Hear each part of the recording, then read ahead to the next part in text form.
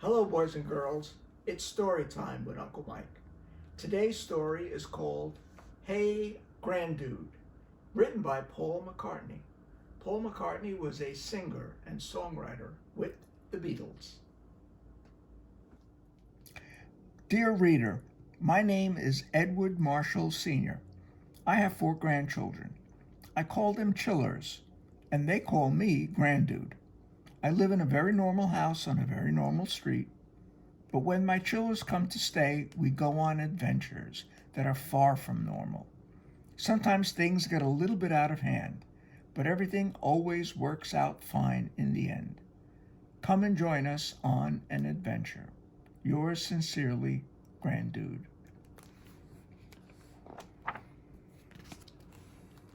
Lucy and Tom and Em and Bob were spending a weekend with their granddad. Today was one of those days when nothing felt quite right. It was gray and drizzly, and everybody was grumpy and too bored to be bothered. Cheer up, chillers, said Grandude, and he pulled out a pile of postcards from the back pocket of his trousers. Look at these. Em picked out a postcard of a sandy beach and sparkling blue waters. I wish we could go there, Grandude, she said. Well, let's see what we can do. Grandude reached into his coat pocket and took out a shiny compass. He gave the compass a rub and waved it over the postcard. The needle started to spin round and round. See the compass needle spin. Let the magic fun begin. Then, in a flash of magic, zing, bang, sizzle, everything changed. The children were standing on a golden beach with little waves tickling their toes. The water felt beautifully cool. We're on the beach from the postcard, Bob laughed as he splashed in the sea. But the magic compass hadn't finished yet. Huge flying fish leapt from the sea. Hey, Grandude, they called. It's a school of flying fish, said Grandude. Come on, chillers, let's go for a ride. A school? Whispered Lucy. I hope we don't have to do any homework. They skimmed across shimmering blue waves on the backs of the flying fish before coming to rest again on the hot sand. They built sand castles and then lay beneath a coconut tree, eating ice cream. The memory of their gray, grumpy day was completely washed away, and they were perfectly happy. Until... Ouch, cried Bob. A little crab scuttled across the beach. That crab pinched my toe. Oh no! Suddenly lots of little crabs were scurrying out of the sea, heading straight toward Grandude and the children. Hey, Grandude, said Em, can we go somewhere a little less pinchy? Yes, I think we'd better hop to it, said Grandude. He quickly waved the magic compass over another postcard. This one had a picture of a cowboy. See the compass needle spin. Let the magic fun begin. The magic flashed and sparkled. And once again, zing, bang, sizzle, everything changed. Grandude and the children found themselves in a desert valley with spiky green cactuses. A cowboy galloped toward them on a beautiful spotted horse. Hey, Grandude, called the cowboy, waving his hat in the air.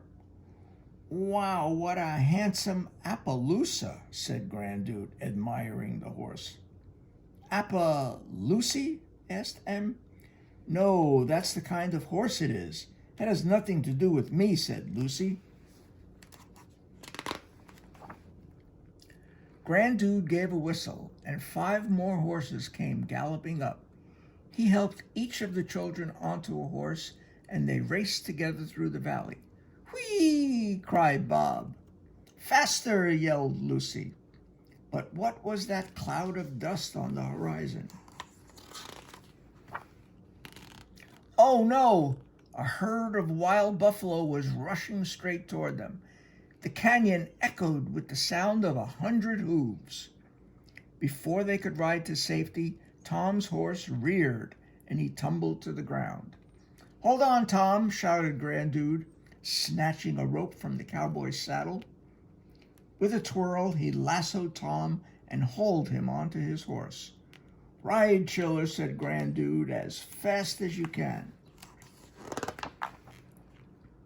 They cleared the stampede just in time. Hey, Grandude, panted Tom.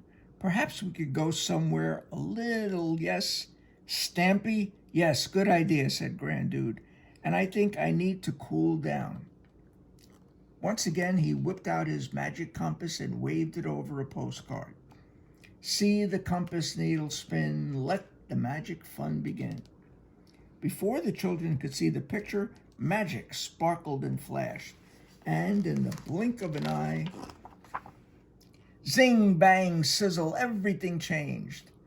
They found themselves high on a hill in the afternoon sun. The children laughed as they rolled in sweet-smelling wildflowers that seemed to stretch forever. Grandude pulled out his trusty guitar and began strumming a song. Hey, Grandude, mooed some friendly cows, their bells tingling along to the tune. Grandude drew a small telescope from his pocket, and they took turns looking at the snow-capped peaks. But soon they heard a rumbling sound. Oh no! Hey, Grandude, look, yelled Lucy as she peered through the telescope. A huge wall of snow was sliding down from the mountains above. Avalanche! Quick, Chillers, cried Grandude. Jump! Just before the wave of snow reached them, Grandude and the children leapt onto one of the cows. Up, cow, up! Grandude cried.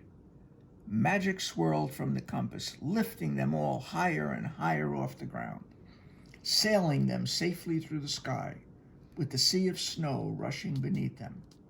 Swiss cows are exceptionally good flyers, said Grandude. Now, riding a flying cow was a lot of fun, but it had been a very long day. Hey, Grandude, said Lucy with a yawn, maybe we could go somewhere a little more sleepy, said Grandude with a chuckle. That sounds like a very good idea. This time, instead of a postcard, Grandude pulled out a photograph of his own house from his pocket. Magic compass, one more spin. It's time for bedtime to begin. He waved his compass over it, making the magic sparkle and spin. And just like that, zing, bang, sizzle, they were back in Grandude's living room. And the compass hadn't finished yet. With a final flash of magic, the children were changed and ready for bed. Their teeth were brushed, their faces were washed, and they all tucked up tight. And in 5 minutes flat, Tom and Bobby and Lucy and Em were fast asleep, dreaming of their next adventures. See the compass needle spin, let the magic fun begin. Good night, Grandude. And that's the end of today's story. Stay tuned for another story time by Uncle Mike.